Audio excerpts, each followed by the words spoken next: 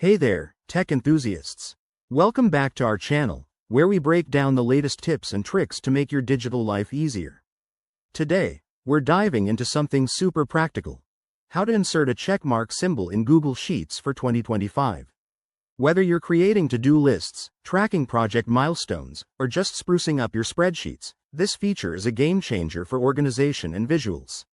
It's quick, easy, and we'll walk you through it step by step, so you can get it done in no time.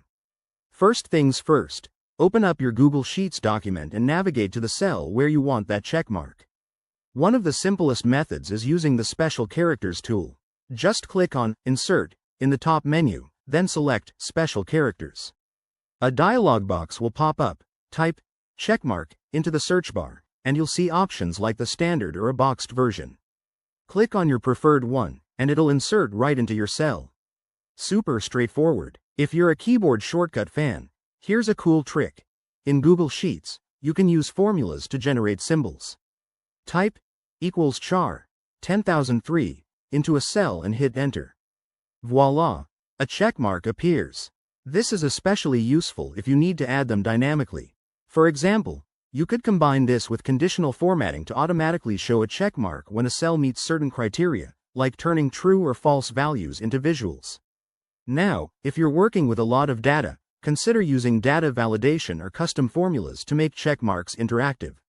For instance, set up a drop-down menu in a cell with options like yes or no, and use conditional formatting to display the checkmark when yes is selected.